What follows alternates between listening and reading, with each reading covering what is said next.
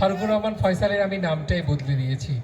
এখন ও ডক্টর ফারুকুর রহমান ফয়সাল। সে doctorate degree প্রাপ্ত হয়েছে আমার হাত ধরে। ওর জন্য একবার হাততালি হোক। আপনাদের চাঁপাইনবাবগঞ্জ ছেড়ে চলে যাবে ফয়সাল, এবং এটাই সম্ভবত একত্রিত হওয়ার শেষ অনুষ্ঠান। পিছনে আমার অসম্ভব কিছু গুণী মানুষ, রবীন্দ্রনাথের কথার মতো হইয়াও হইল না শেষ, বা হুমায়ুন আহমেদও যে কথাটা বলে গেছেন আমাদেরকেও, হইয়াও হইল না শেষ।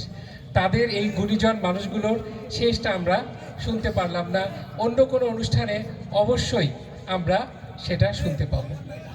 বরাবরই আমি চাঁপাইনবাবগঞ্জে এসে আপনাদের ঐতিহ্যগুলো দেখে মুগ্ধ হই। আমরা ভীষণ ভীষণ অভাগা জাতি। আমরা আমাদের ঐতিহ্যগুলো ধরে রাখতে পারি না, সময়ের অভাবে, সংকলনের অভাবে, শিল্পীদের পেটের খাদ্যের অভাবে। সুতরাং আপনারা এই মানুষগুলোকে বাঁচিয়ে রাখুন। এই মানুষগুলোকে বাঁচিয়ে রাখতে হলে যেটা করতে হবে, আপনারা যে যেখান থেকে পারেন, যার যে সামর্থ্য আছে, ওনাদেরকে ডেকে অনুষ্ঠান দিন, অনুষ্ঠানের মাধ্যমে তাদেরকে বাঁচিয়ে রাখুন। এই গুণগুলো, এই রসগুলো কখনো শেষ হবে না।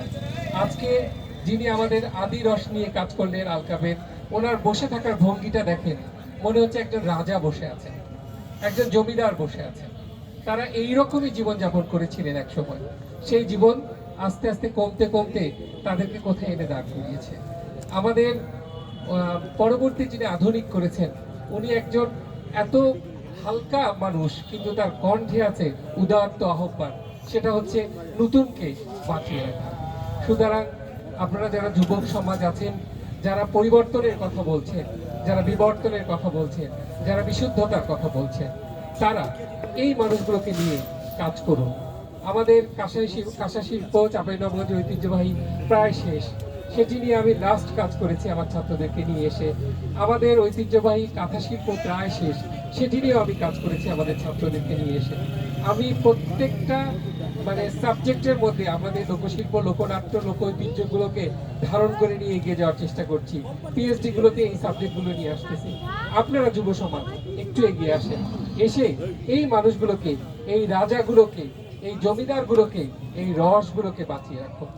এবং শুধু তাই নয়, ছোট্ট ছোট্ট জায়গা থেকে, মোবাইলে হোক, যে কোনো জায়গায় হোক, আপনারা লিখুন, কবিতা লিখুন, ছোট ছোট ছন্দের গান লিখুন, ছোট ছোট আর্টিকেলগুলো দিয়ে আপনারা চাঁপাইনবাবগঞ্জকে আবার জাগিয়ে তুলুন, যে চাঁপাইনবাবগঞ্জ ছিল আমাদের ঐতিহ্যের সূতিকাগার। বেশি কথা আমি বলবো না। আপনারা যে কাজগুলো করবেন সেটা হচ্ছে এই চাঁপাইনবাবগঞ্জ থেকে, আমি শুধু রাজশাহী থেকে এই চাঁপাইনবাবগঞ্জকে আহ্বান জানাই, উজ্জীবিত করার আহ্বান, আধুনিক হওয়ার আহ্বান। আপনারা সেই উজ্জীবিত করার আহ্বানটা গ্রহণ করুন। দয়া করে আপনারা এই মানুষগুলোকে, এই শিল্পগুলোকে, যেগুলো বলেছি, কাঁসা শিল্প, কাঁথা শিল্প, ঐতিহ্যবাহী যতগুলো শিল্প আছে, সেটা হচ্ছে আমাদের মৃৎশিল্প আছে, সেগুলোকে আপনারা মরতে দিয়েন না। আপনারা এখনকার ছেলেমেয়েরা আপনাদের মোবাইলে অস্ত্র, মোবাইলে একটা শিল্প, মোবাইলে এই বিষয়গুলোর ছবি তুলুন, আর্টিকেলগুলোর ছবি তুলুন, বিভিন্ন বিষয়গুলোর ছবি তুলুন, সেগুলো গোটা বিশ্বে ছড়িয়ে দিন। গোটা বিশ্বের মানুষ জানুক চাঁপাইনবাবগঞ্জ আমাদের অহংকার।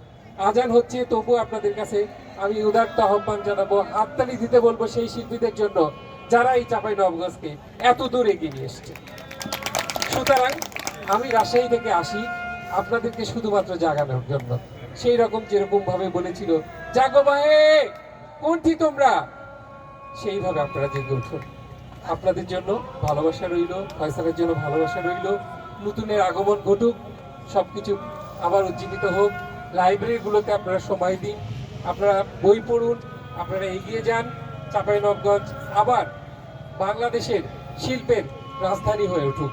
সকলকে অসংখ্য ধন্যবাদ, আমার অন্তরের ভালোবাসা, অন্তরের শুভেচ্ছা, এবং পরবর্তী কোনো অনুষ্ঠানে আবার আপনাদের সাথে কথা বলবো। শুধুমাত্র জাগাতে আসি আপনাদেরকে, সেই জাগানোর স্বপ্ন, এই জাগানোর স্বপ্ন নিয়েই আজকের অনুষ্ঠানের সমাপ্তি ঘোষণা করছি। আপনাদেরকে অসংখ্য ধন্যবাদ। সবাই অনেক ধৈর্য ধরে অনুষ্ঠানটা দেখেছেন, এবং আমাদের পিছনে যে রাজা মহারাজরা এবং শিল্পের যে জাদুকররা বসে আছে, তাদেরকে আপনারা বাঁচিয়ে রাখুন। শিল্প বাঁচুক, আপনারাও বাঁচুন। আনন্দে হাসি, আনন্দে বাঁচি।